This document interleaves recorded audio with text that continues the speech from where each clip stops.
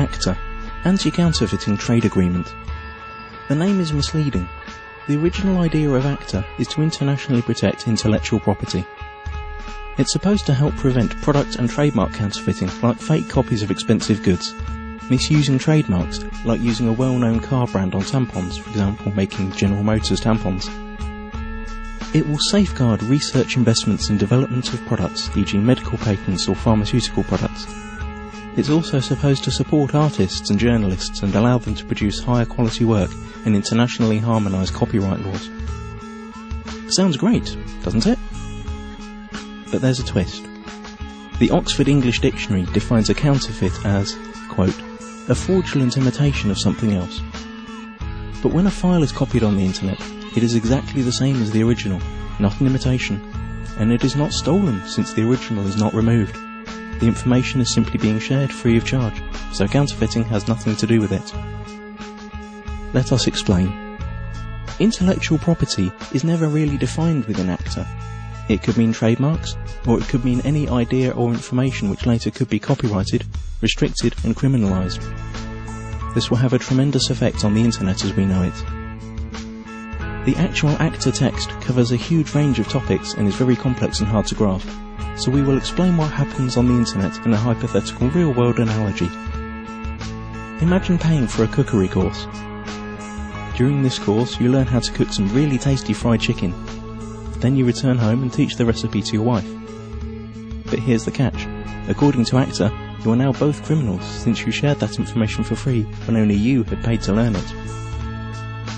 The ACTA regulations are clear. When you're suspected of sharing copyrighted information, depending on the country you live in, then your access to any kind of courses will be blocked, you will be fined or sent directly to prison. But surely no one would find out that you'd shared the knowledge of the secret fried chicken in private at home. And you're right. Under current law, no one would. But ACTA deals with this through excessive surveillance. All your communication will be monitored, and not only yours. Your family, your friends will all be observed, just in case. But you don't need privacy, civil rights or liberties, because you have nothing to hide, do you? Now that you know the principle, let's see how it will be applied on the internet when ACTA comes into effect. You can imagine your internet connection like a conveyor belt running in two directions. Along the conveyor belt, packets of data are coming in and going out of your computer. Under ACTA, ISPs, the company you pay for access to the internet, will be forced to open up and inspect every single data package you send or receive to look for copyrighted information. Send or receive copyrighted info several times and you could be disconnected from the internet or face criminal charges. That means if you send an MP3 to your friend through an instant messenger, upload a video of a party which played copyrighted music, or quote a copyrighted newspaper article in an email, you're gone. That's it. As if that wasn't enough, the information about the news article you sent via email will be sent to the publisher, and based on their claims you could be fined or sent to prison. ISPs will also be required to constantly check that no copyrighted material or links to copyrighted material are found anywhere on their servers. This will be fatal for sites that hold any kind of user-generated content, like music, pictures or video. How could YouTube or Twitter work under a law like that? So the internet as we know it is on the brink of destruction. But at least you'd think that the money from all these lawsuits would benefit creative people.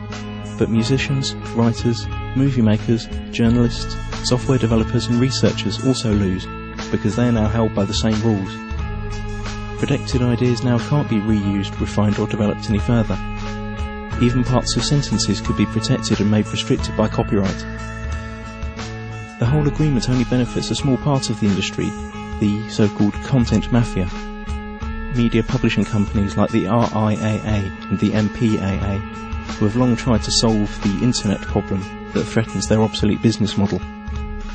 ACTA is the result of their lobbying within the governments that participate in the negotiations. Latest leaks indicate that techniques that bypass the planned content filter and blocking infrastructure will also be made illegal. And the worst thing? It's all done in secret. If you're European, it's even being done by people who haven't been elected by the public. You've already seen where this is heading on YouTube. Videos are unavailable in certain geographical areas. This obsessive copy protection is also a great tool for information suppression. Once all the internet filters and blocking techniques are in place, virtually all information tagged as copyright could be suppressed. Maybe your critical blog or Twitter account, or the video you made about rigged elections and environmental catastrophes, or even the pictures of your kittens. Okay, maybe not your kittens. Not unless you pasted a Coca-Cola logo onto their fur. This all sounds unbelievable for everyone who's had even a small glimpse of how the net works. But remember, those who work on the agreement might not have any clue what the internet is about. And once the treaty is signed, their rules will have to be implemented. The consequences we have to deal with are internet censorship, restricted freedom of speech, loss of net neutrality due to the restrictions of the use of certain protocols, total surveillance of all your online activities, loss of freedoms and restriction of civil rights, punishment like losing your internet access, and we will gain nothing. The time to act for the internet is now. Google ACTA. Load your tweets and photoshops, let it be known that no one messes with the internet, and take it to the streets. Stop the Kraken.